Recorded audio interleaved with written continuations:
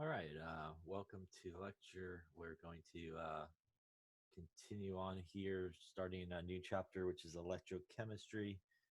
As last time we finished up thermodynamics, and we'll get started here in a sec. So, a reminder again, if you do have questions, feel free to ask them in the chat box below, and we'll get to your answers.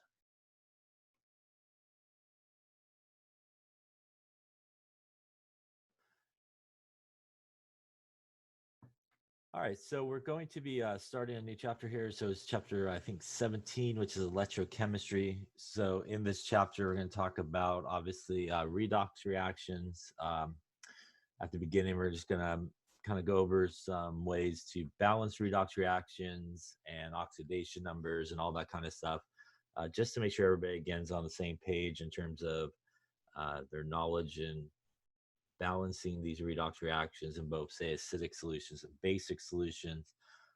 So again, we're just going to kind of do a little bit of that at the beginning, just to make sure, again, everybody's on the same page. Then we'll get into really electrochemistry and galvanic cells, and we'll talk a little bit about batteries towards the end of the chapter, and then we'll finish up talking about electrolysis as well. All right, so again, this first part perhaps might be a little bit of a review for some people, or it might not be. So just again, just going to go over it, and we'll do a couple of examples just to make sure everybody, like I said, is sort of on the same page. So in an electrochemical process, it's basically what I referred to earlier as redox reactions. And redox reactions really mean oxidation and reduction reactions.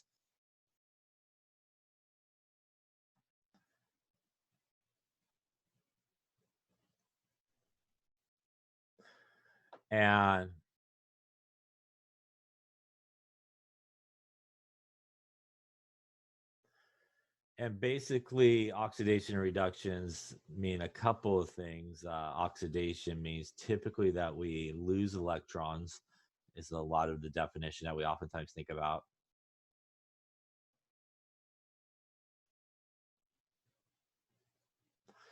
While reduction typically means that we gain electrons. And sometimes people remember that, like, electrons gain electron. Oxygen is leaving. So there's a couple ways like now, if you're released by the reaction, can produce electricity, electron, and you power devices. So a non-swapping process can be processor. We put oxidation. And you can simply just kind of stay on the number line, go to the right, sort of figure out, are you being oxidized? Are you being reduced? And the thing that sort of helps us understand that is the oxidation numbers or the oxidation states that we see. And if we look at this reaction here, magnesium plus oxygen makes magnesium oxide. The magnesium in a standard state has an oxidation number of 0. While oxygen is also in its standard state, so it has sort of an oxidation number of 0. So for the most part, if you have something that's basically by itself, has no charge, the way it naturally comes, it will have an oxidation state of 0. Things like magnesium and oxygen, again, don't really gain charges, lose, or gain electrons really until they come together, which is what happens on the other side. Magnesium on the other side is +2, and the oxygen is -2 in this case. So again, if you sort of look at the number line there, you started with 0 for magnesium. It headed to the right-hand side there, ended up at +2, and it's becoming more positive, so it's going through oxidation, while the oxygen started at 0 and ended at -2, so going to the left-hand side. We got our two half magnesium with a +2 charge and the 4 electrons, and then also that is a half reaction, while the reduction half reaction will always. And they're called half reactions because basically, if you add them together, you will get the overall reaction. So if you add those two reactions together, canceling out the electrons on opposite sides, they again will pretty much cancel each other out, and you'll get the overall reaction, which is what we see up here.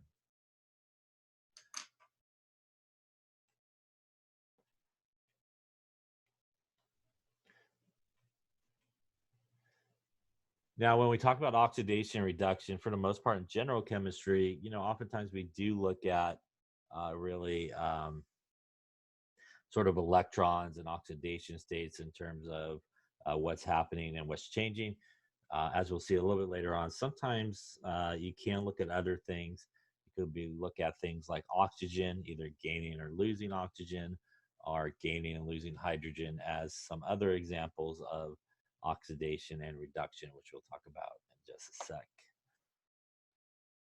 Here's another example here. Again, if we look at our calcium and our oxygen coming together, again, if we did sort of our oxidation number here, calcium is by itself, it has no charge, and that would be 0. Our oxygen with calcium gets a +2.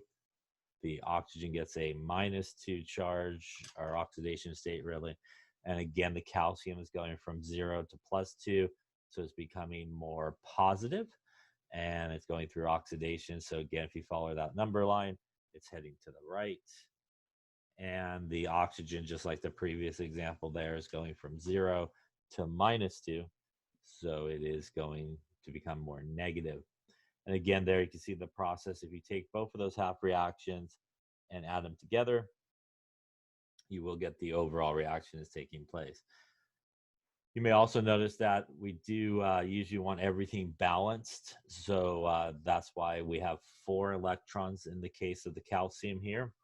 You may be asking, well, I thought calcium loses 2 electrons. But in the balanced equation, as we can see, we do need 2 calciums.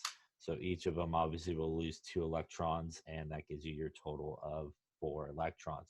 So when we have sort of basic sort of half reactions like we do here, before you could add them back together, the important part is to make sure that the number of electrons in each of them are the same. And again, if for some reason you had, say, 2 electrons in one of the half reactions and 4 electrons in the other, you would need to multiply the first reaction by 2 to get everybody to the same number of electrons before you would basically add them back together. And the idea behind that is really in an oxidation reduction reaction, everything is basically balanced in that sense that however many electrons somebody loses should be how many electrons somebody gains. So there's sort of that balance that occurs in terms of electrons as they're sort of being transferred from one side to the next. Redox reactions, again, basically a lot of your combination or synthesis reactions like this one, a lot of decomposition reactions are redox reactions. Single replacement reactions are also redox reactions. So, we do see redox reactions sort of occur in a lot of different types of reactions. Now, when we talk about something being oxidized and something being reduced, we also sometimes talk about, in terms of oxidation reduction, things that are known as the reducing agent and the oxidizing agent. And the reducing agent and the oxidizing agent are kind of opposite of their names. So the oxidizing agent is actually the thing that gets reduced, while the reducing agent is that gets oxidized. So they're basically opposite of their names. And the reason for that is that they cause that opposite effect to occur in something. So in order for something to get reduced, it has to gain electrons. So in order for it to gain electrons, it has to cause the oxidation of something else, which means it's going to lose electrons. And vice versa, in order for something to get oxidized, it has to lose electrons. And when it loses electrons, it's going to allow those electrons to be gained by somebody and get reduced. So the oxidizing agent is always the thing that gets reduced, while the reducing agent is always the thing that gets oxidized. And those guys, by the way, are usually typically found on the reactant side of a reaction. So the oxidizing agent and the reducing agent are usually found on the reactant side of an equation, and they should be reactants. Again, they're what causing sort of that effect to occur. So in our previous one, the calcium was being oxidized, which means the calcium on the left-hand side of that original equation we just saw was the reducing agent, while the oxygen gained electrons and was being reduced is what is known as the oxidizing agent. So a couple terminology things that sometimes people get confused. If you're asked, for example, in this one right here, if you're asked what is going through oxidation or what is being oxidized, the answer would be the calcium. If you're asked what is being reduced or what is going through reduction, it would be the oxygen. But if you're asked what is the reducing agent, it would be the calcium here on the left. And if you're asked what is the oxidizing agent, again, it would be the O2 here on the left-hand side. Any questions on that?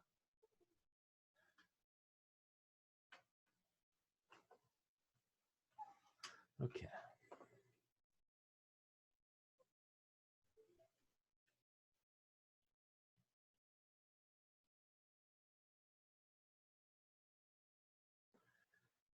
Now, as I mentioned before, there's also, some other definitions of oxidation and reduction that you sometimes will come across that doesn't necessarily deal with electrons being transferred and so forth. So for oxidation,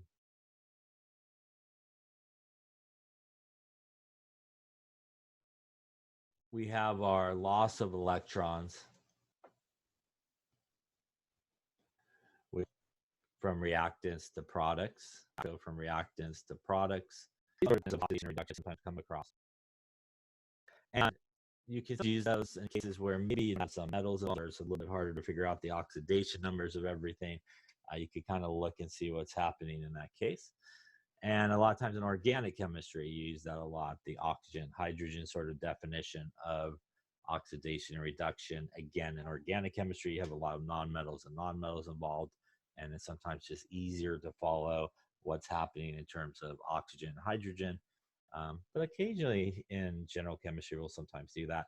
So here, if we look at this example here, we see that, oops, come back. We see that carbon is the reducing agent. And again, because carbon is the reducing agent, what that means is that it's going to be oxidized. And what we see with carbon in terms of our secondary sort of definition of oxidation is as it goes from left to right, it has gained some oxygen, which is again a definition of oxidation. And by default as well, if you look at the tin, as the tin on the left-hand side, the SN goes from left to right, it has lost some oxygen, which is our definition of reduction, which means that this would be your oxidizing agent. And again, the tin is going from 2 oxygens on the left to none on the right, so it lost oxygen. In this particular case, since we do have sort of tin involved, you can look at the oxidation number of tin and sort of figure that out as well. Tin starts with a +4 oxidation over here. And it ends with a 0. And again, if you just think about that number line, plus and minus, he started over here at +4 and ended at 0, heading in this direction. And heading in that direction means it's going through reduction. And the carbon actually is starting at 0 there, and it is heading over to +4. Maybe I'll draw here today. Come on. And it is going through oxidation in that particular case. So sometimes you may want to look at oxygen and hydrogen and try to determine whether or not something is being oxidized or reduced.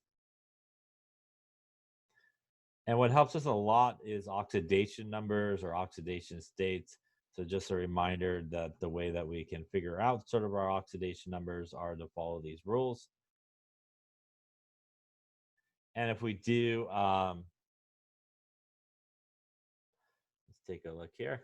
First rule in terms of assigning oxidation numbers or some of the oxidation states.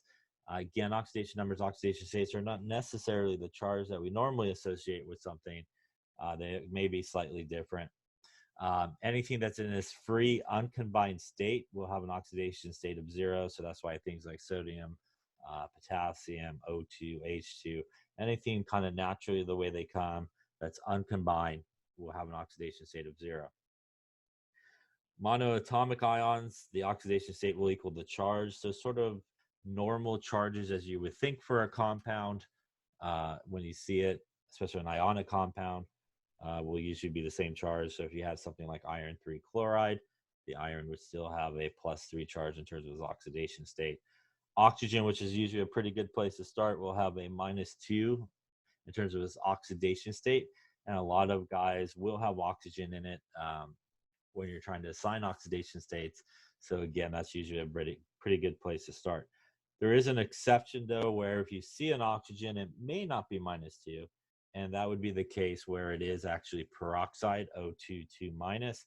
That's a polyatomic ion, and it would have a oxidation state of -1. So if you had something like H2O2, that would be a -1 oxidation state. Anything else was just regular oxygen would be a -2. For the most part, probably most of the time when you do see the oxygen, it is going to be -2. And usually something with peroxide will have those extra 2 in it. So, right, if you look at it, remember the form of H2O2, it's got that extra 2 sort of on the bottom. And that's a good way to sort of recognize it as peroxide. Oxidation state of hydrogen is +1, unless, of course, it comes second after a metal. So again, unless it had something like lithium, say hydride. That's very bad.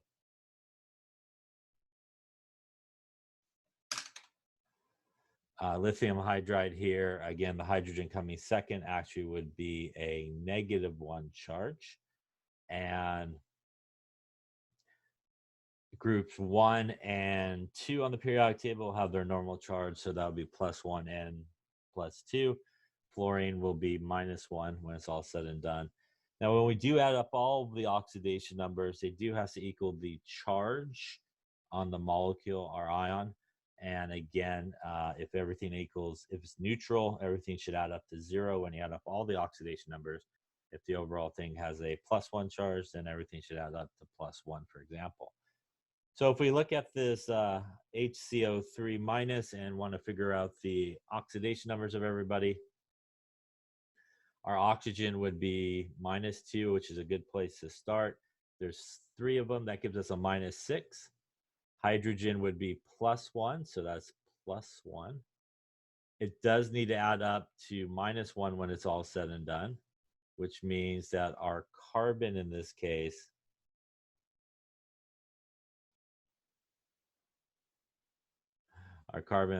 should be +4. And +1 and +4 give us +5, and -6 gives us a -1. Now, it's important when you do sort of list the oxidation numbers for these guys. Hydrogen's oxidation state would be +1.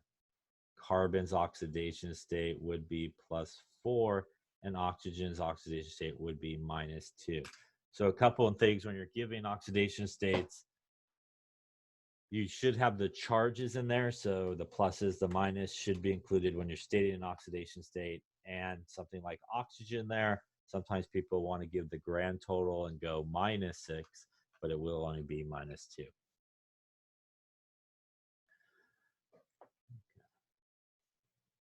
All right, so what I'm going to do is we're just going to take a break for a minute or so here. I'm going to actually restart this. A lot of kind of feedback and stuff like that on my end. So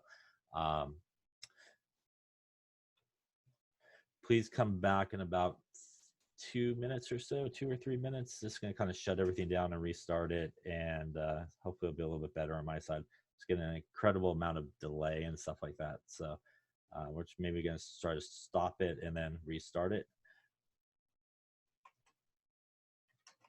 So come back through the same entry as you did before, okay?